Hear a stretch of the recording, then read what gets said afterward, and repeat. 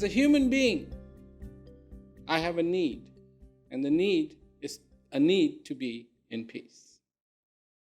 So when we forget our fundamentals, what happens? We become out of balance. I will give you a little story. Stories are nice. So there was a incredibly powerful magician, a sorcerer. And he had no children of his own, and his wife always asked him, somehow we could have a little child, it would be really nice, but it didn't happen.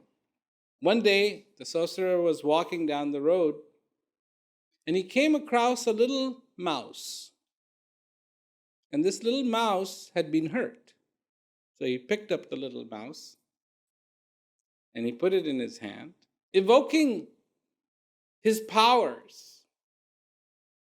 He turned the little mouse into a beautiful little girl.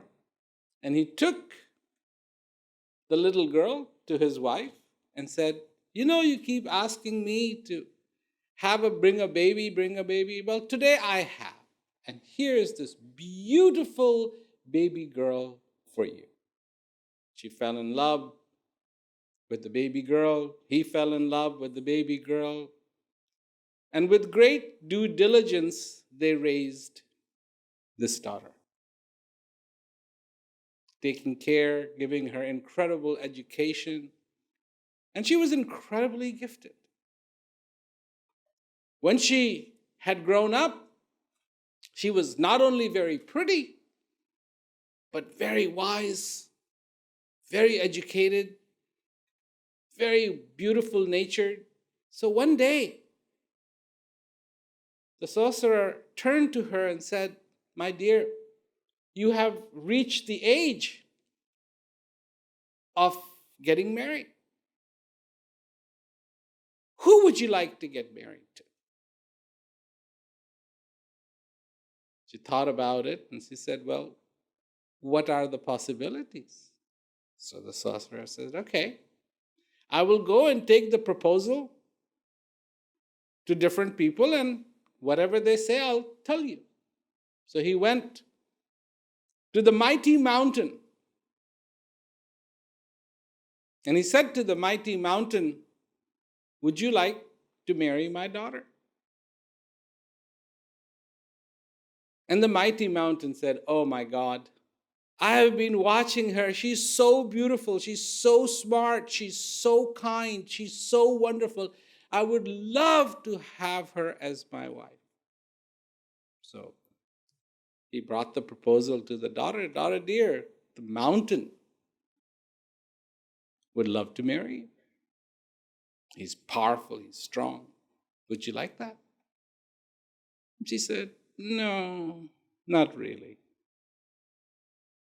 Went to the ocean, proposed to the ocean. The ocean said, "Oh yes, I have seen her. She's gorgeous. I would love to marry her." Brought back the proposal to the daughter. "No, I don't want to marry the ocean." Went to the king. The king said, "Oh, I see. I have heard of her beauty. I would love to marry her. Would you like to marry the king? You will live like a princess for the rest of your life." She said, "No, I don't want to marry the king, the prince, the emperor."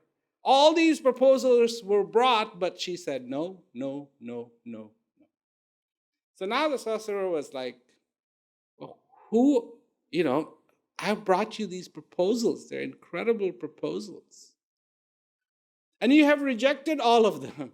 So is there anyone you want to marry?" And just then, a little mouse happened to run by, and she looked at him and says, "Yeah, that." And the sorcerer realized that who she was.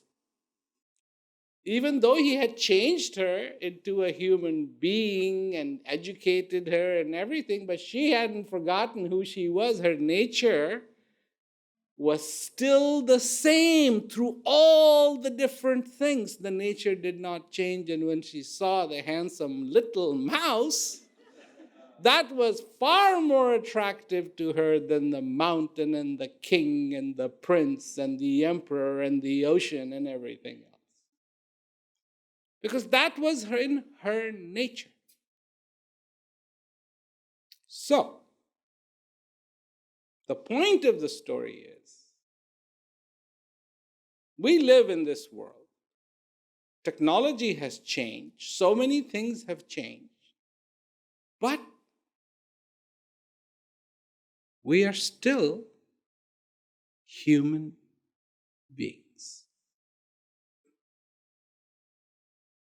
We are still human beings. And the issue here is, what is a human being?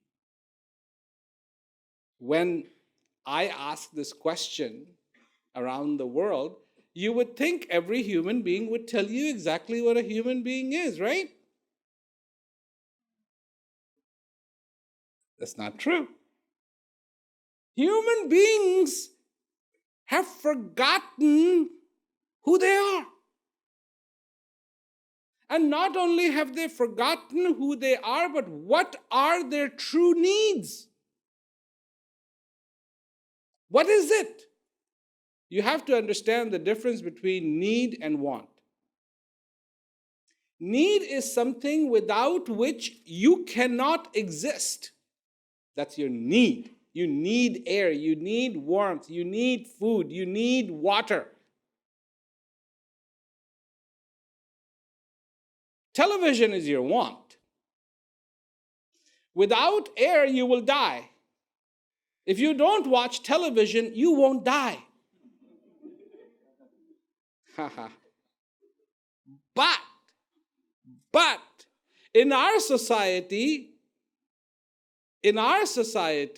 we mentally have changed so much that we think, if I don't get to see TV, I will die. And I will give them all the value. I will give them all the importance as the world gives importance to all that we do, but we do not give importance to what we truly understand. So when somebody like me comes and wants to talk about peace, I think it's really sad. Because I shouldn't be talking about peace. That should be already known to people, that peace is a necessity, and without peace, you cannot have happiness, and without that happiness and health and money, you cannot have prosperity. Prosperity isn't just one thing. And for us, on the face of this earth, the challenge is to get in touch with what we fundamentally are. Not of who we want to be. Because this is what we have gotten lost in. And it's the same thing with peace. People think they have to bring peace from somewhere else. People say to me, I am searching for peace. And I say, then you won't find it. Why won't you find it if you're searching for peace? Because you already have it. You can search wherever you want to search. Because the assumption is peace is not in you. And that's what inspires the search. But the assumption is wrong, because peace is in you. The good is in you, the bad is in you. The right is in you, the wrong is in you. People say there is so much bad going on in this world. How is that possible? I say yes. There is bad going on in this world, but in every human being, there is the good too. And that is not being nurtured. That has not been watered. That has not been taken care of. So that's the situation with the world. But what about you? We are human beings. And we are not all about money. but we are about kindness. We are about generosity. We are about love. We are about feeling. We are about understanding. And these are the gifts that you can give not only to yourself, not only to your fellow human beings, but to your family and to anyone you want. And the beautiful thing about the gift of generosity, the gift of love, the gift of kindness, the gift of understanding is the more you give, the more you can give, because it'll only increase, not decrease. Money is not like that.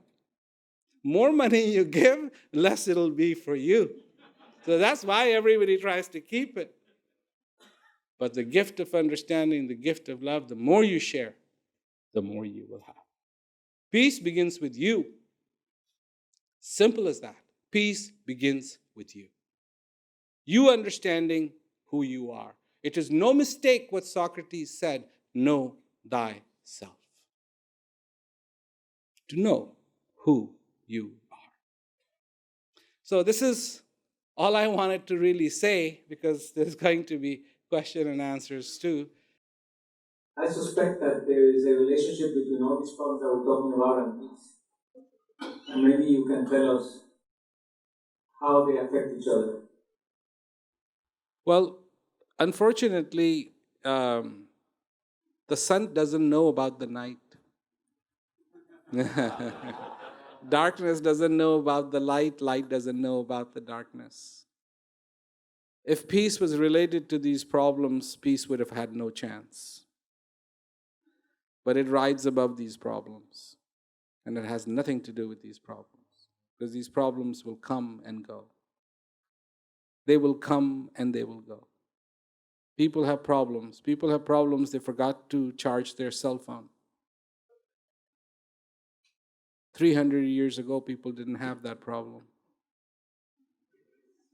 So we don't understand. Every time we solve a problem, we create a new one. But to me, thank God, problems are on one level and peace is on another level. And the peace isn't going to touch our problems, and thank God that these problems are not going to touch peace. It'll preserve its purity. It will preserve its purity. This is like water. You can make water really, really dirty, but it'll find a way to purify itself. This is the quality of water. It cannot be burnt. You try to burn water, it will evaporate. Become steam, gone into the air. Adiabatic cooling, you'll see cloud. Cloud will turn into a thunderstorm. It'll purify the water, and it will rain. It can purify itself. That's its quality.